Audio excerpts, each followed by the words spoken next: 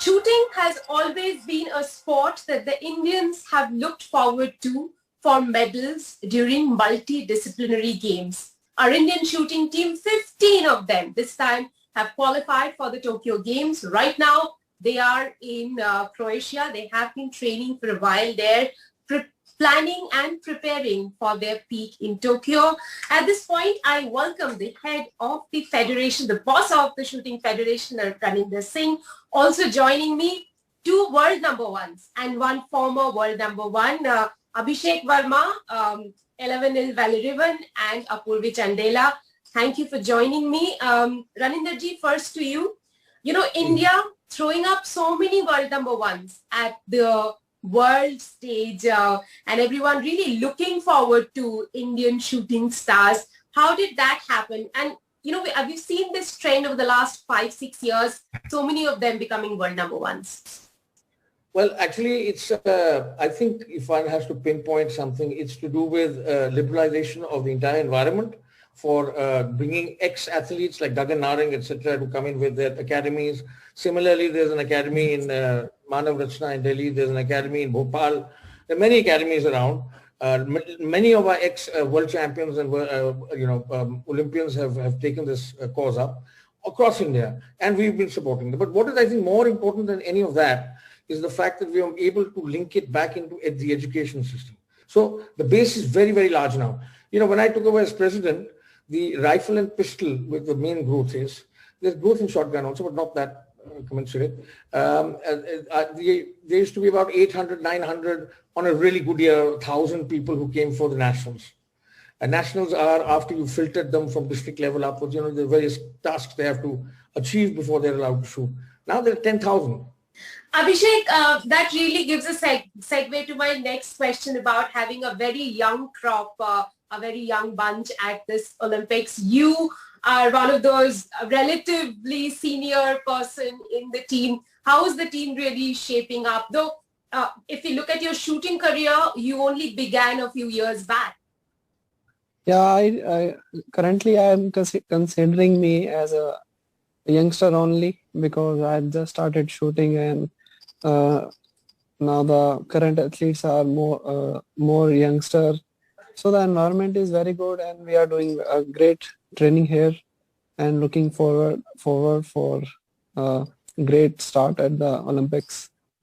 Mm-hmm.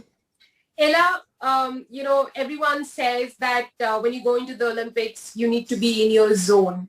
Are you in that zone mentally and physically? I think we have been preparing for that for all these years now. So we were always in that zone.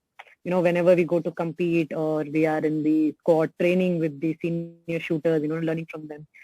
So I think we were always in that zone of competitiveness and, you know, putting our best foot forward.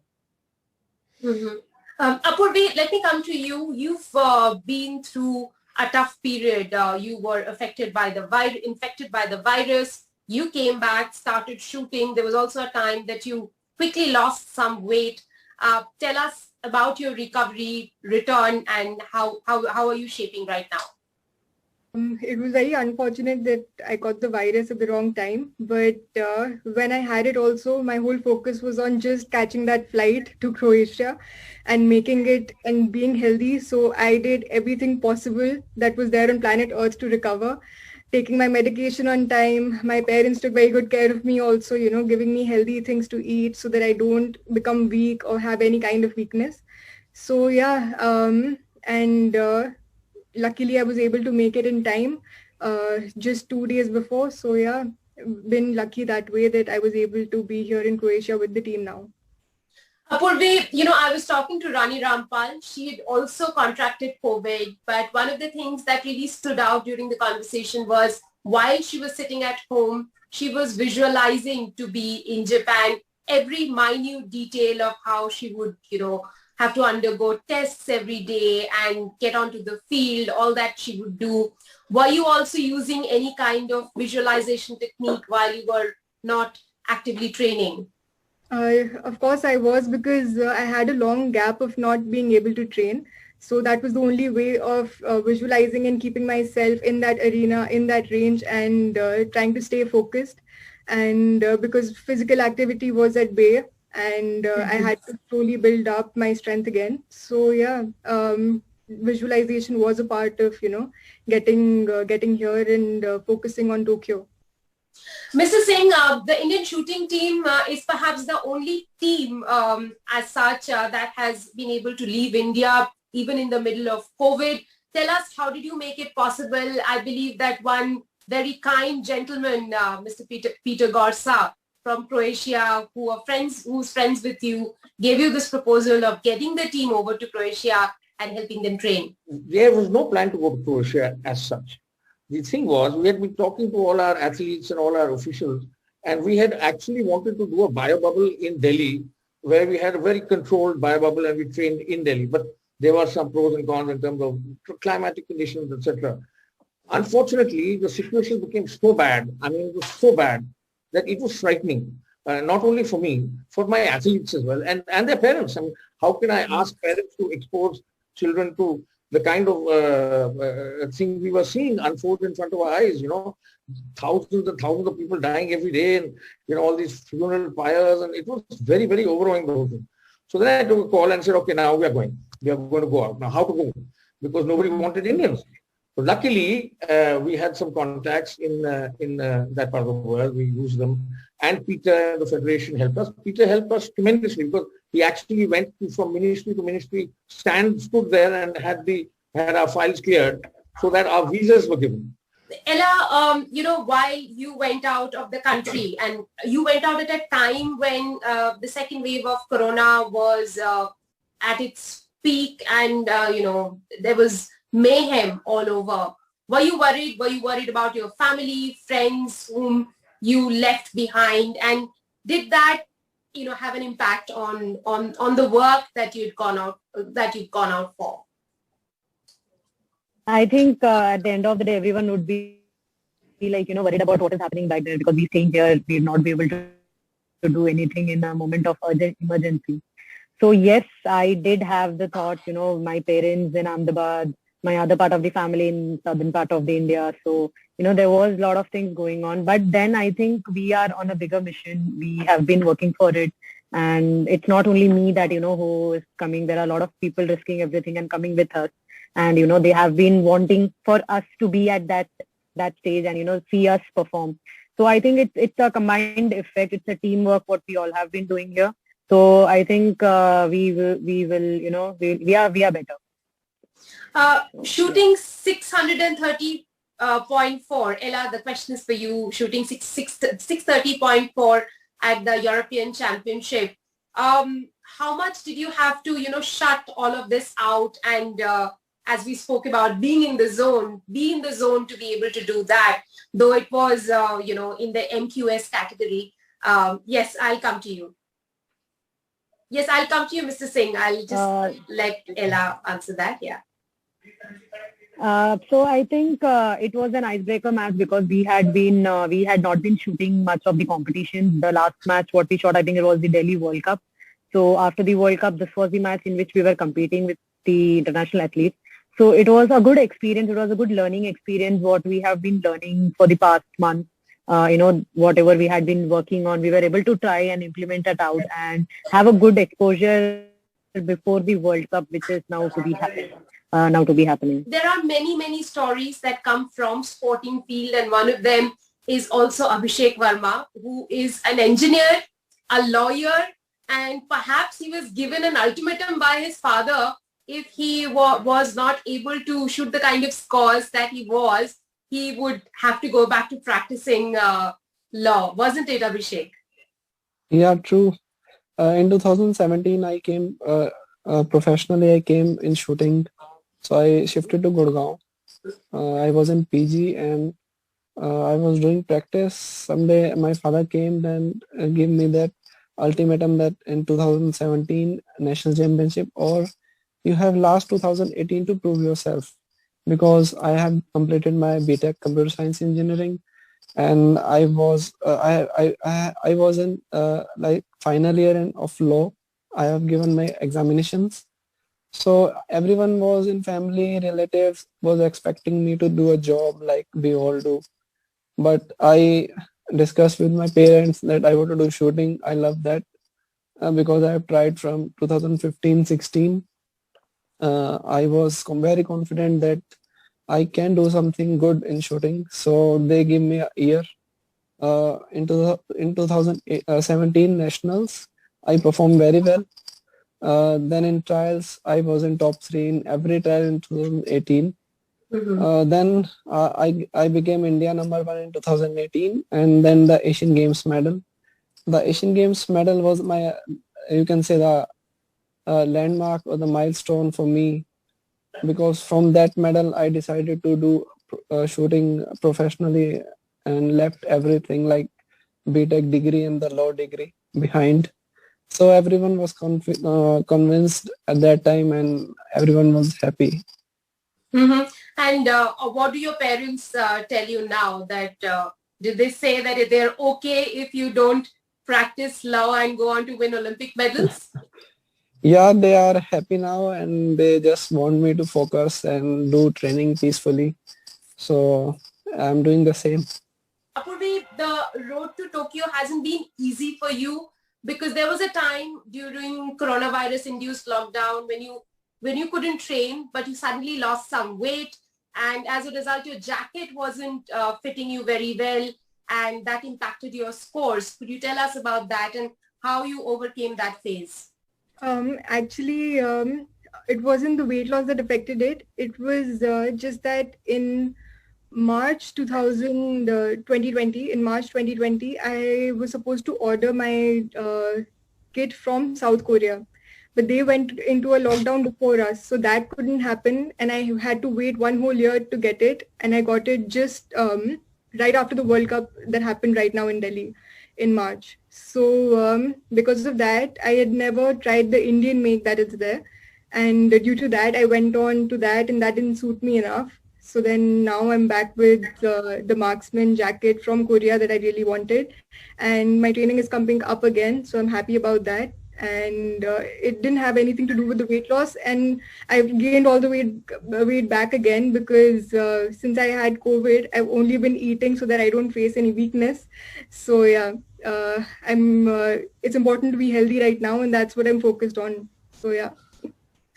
Apurvi, these are really nitty-gritties of your sport, and not many of my viewers will know about, how a jacket or an equipment malfunction, if I may say, can impact a sports person. Could you please throw some light on that? How important is the jacket, the equipment that you use to do your sport, and how perfect that needs to be in order for you to go ahead and win a medal for India? It's quite important, because I've been training for the last 10 years. I've been in shooting for the last 10 years, and I'm used to a particular, make of jacket and trouser that I've tried over all of these years. So having to change that suddenly and go on to a material that I'm not used to, it definitely affects, a sport like shooting, because it's so precise. And because the center that we have to aim at is 0.5 mm.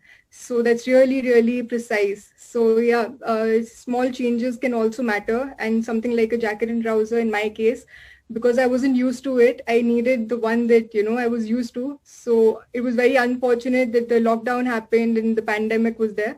So I had to wait for a year, but I have it now. So looking forward to, performing at the Tokyo Olympics with that. So yeah.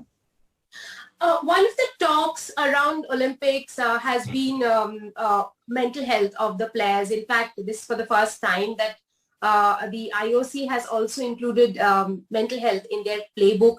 Abhishek, how are you mentally conditioning yourself to be there? And because I'm asking you all the more because this is your first Olympic Games, and many Olympians say that when you get into the Games Village for the first time, you are overwhelmed by the aura of the Olympic Games. In 2020, I was very excited about my first Olympic Games, but the pandemic happens and everything was postponed for a year. So it was a very hard time, but I was doing yoga meditation from the last couple of years, so it helped me a lot. In lockdown, I got time to do meditation more, so it helps me a lot, and I prepared myself positively, and I only like do training about how I will see myself in Olympics. I used to visualize me like standing in Olympics or going to a range, uh, just to figure out my mental stability was there or like that, Mhm. to stay Ella, positive. right. Ella, you have been mentored by Gagan Narang, and he, apart from his technical skills, he talks quite a lot about mental health. Have you picked up a few things from his playbook? I think, being with him, he has taught me a lot of things, not only in the game, but, it has been helpful to me in my day-to-day routine, like doing some things in a certain way and, trying to change the approach towards things. So, yes, I have been learning a lot from him since few years. Apurvi, what about you? How have you been practicing and preparing to be in the zone and addressing the mental health issues? I'm working with someone for that, and what I usually like doing is just being out in nature sometimes, but due to the pandemic, that's not possible. So you have to, find your own ways. So I have a mental trainer who guides me, and with her help, I'm able to, deal with even the COVID situation that I was going through. So yeah, and also the environment here is very good. Being in Zagreb, the facilities here that have been provided to us by the federation are absolutely amazing. Like finer details have been taken care of so that we don't miss home food. We are getting Indian food also here for lunch. So yeah, a lot is being taken care of and looked after. So we're in a good environment. I think all of them will agree with me. The ambience here is very good, and we're all, just focused on our task at hand because everything else has been already taken care of, even in such uncertain times, which has been so difficult. So yeah. Apurvi, Mr. Singh mentioned about you guys being world #1 and everyone looking at you guys when you get to the range. Are there fan moments in the range when, people from other countries who actually come to you and want to know what is it that you've been getting right? Absolutely. He mentioned it very well. The scenario has changed completely. Earlier, we would look at others, but now all eyes are on the Indian team. Everyone's doing so well, no matter which event it is. The Indians are succeeding in all of them. So it's amazing to see that. And there's just more ahead in the future. And yeah, we're all looking forward to, making the country proud. Abhishek, there's another young man with you, Saurabh Chaudhary, who's also shooting your event, 10-meter air pistol. How much energy do you guys draw out of each other? And tell us a little bit about your interactions. Yeah, we are very good friends. Asian Games was our both of us first competition. From that competition, we were roommates till last shooting. In training also, we used to do some play games in shooting. We walk together for getting food or finding the vegetarian food. But this time there is well arrangement for that. So, but yes, we are good friends and we do shooting happily and we talk in the evening happily. Ella, you are going to be shooting another World Cup just before the Tokyo Games. What is it that, you are looking to get out of that World Cup? Chinks in the armor, what are you going to iron out? I think I have been working on myself for quite some time now, working on the basics, getting it right. Let it be any competition, let it be the smallest of the one or any of the one. So I think it is the right time to implement all those things and see how things work out. And if there is, if there is still some precise thing that needs to be worked on. So I think it would be like, the minute changes this time, just working on precision and, getting things right. One final question to you, Mr. Singh. You are fielding 15 exceptional athletes. How many medals are you expecting from these games? Oh, very tough question. Now, look, I'll tell you something. All 15 of them are capable of winning a medal on their day. All 15. I'm not joking. This is absolutely a realistic assessment. All 15 can come back with a medal from there. And I don't know what the number is going to be, but I can tell you this much: they won't let the side down, they won't let the country down. They'll do the country proud, and we will come back with some jewelry for sure. How much and what color, I don't know, but we will not let the side down, and I don't want to pressure them by making predictions, etc. There are various predictions floating around, grace notes, this one, that one. Right. That is all very, very nice time pass. What is important is to focus. Forget all this, even media. Now I'm going to ask them to stay away from it for some time now. With all due respect, it's just keep them away from pressure, and focus on their game and their minds and their physical preparedness. Go in there, do it, and come back, and you've got all this for the rest of your life. Absolutely. One Olympic medal really changes everyone's lives, and I hope it happens to you all. Thank you very much, Mr. Singh, Abhishek, Ella, and Apurvi for joining me on the broadcast. All the best. Thank you so much. Thank you. Bye.